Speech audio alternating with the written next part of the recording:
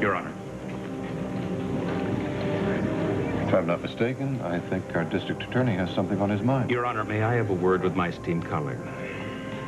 You're looking for a favor, Ross. I gave you all kinds of leeway with Dr. Levine. All kinds is pretty sweeping, Counselor. Now, I need a little leeway in return. Reciprocity, Griffin. How little are we talking about?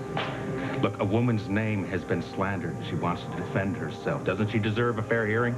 Excuse me, Counselor. Are you suggesting that this court has not been fair? No, Your Honor, but in light of this new evidence, I would like to reiterate the truth as we see it in this case. We just heard that from Dr. Levine. If that wasn't compelling evidence, I don't know what is. Your Honor, if we dismiss the case now, there's always going to be doubt. Ross, you can't still believe Annie now, not at this point. Griffin, trust me. Just let me put Mrs. Lewis on the stand. That's all I'm asking you. No objections, Your Honor. Thank you. May I call? Oh, very well, but get it over with. I want this case concluded today. It will be, Your Honor. The state recalls Annie Dutton Lewis to the stand.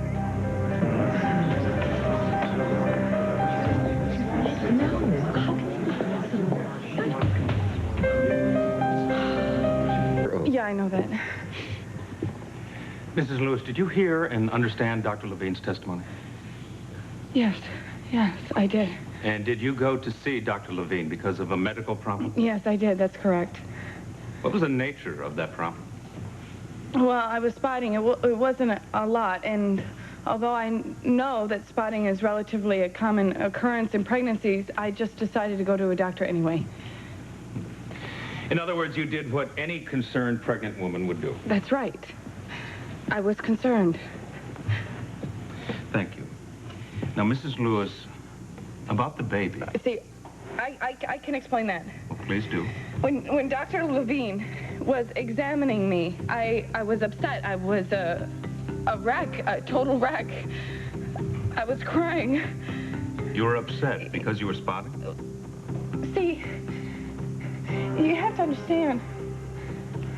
My husband, he was leaving me, and my two beautiful stepchildren, they were being torn from my arms, and I was alone. I was with a doctor that I didn't even know. So if he said to me that my baby was dead, I didn't hear him. I swear, I did not hear the words. So you were too distraught to comprehend what Dr. Levine was That's right. That's exactly right.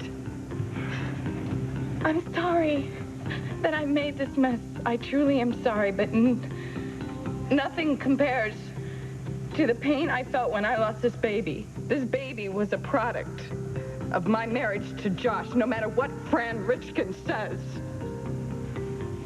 Well, thank you for explaining. Now, Mrs. Lewis, I would like to take you back to the night of the Spaulding party. Well, Russ, I already stated what happened at the party, but, you know, if it helps you, then I'll tell you again. It would be very helpful. Go ahead. Yes, whether it's true that I lost my baby the way Dr. Levine said, that doesn't negate what happened, that Reva Shane pushed me down those stairs. She wanted to hurt me. I am positive of that. I have no doubt in my mind that she wanted to injure me, and she wanted to injure my baby. Mrs. Lewis, I can only imagine how traumatic this has been for you, and you have presented the facts as you see them. You've given us a detailed account of what occurred. Thank you.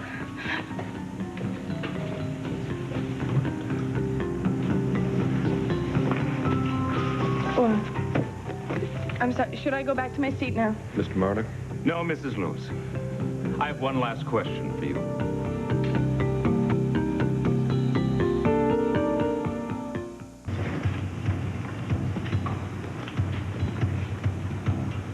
Mrs. Lewis, would you refresh my memory one more time?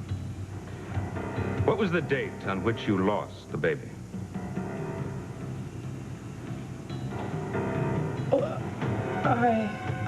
I thought it was May 1st. No. Not the day that you fell down the stairs at the Spauldings, but rather the day you went to see Dr. Levine under an assumed name. The date on which you knew for sure that your baby, conceived by artificial insemination, was dead.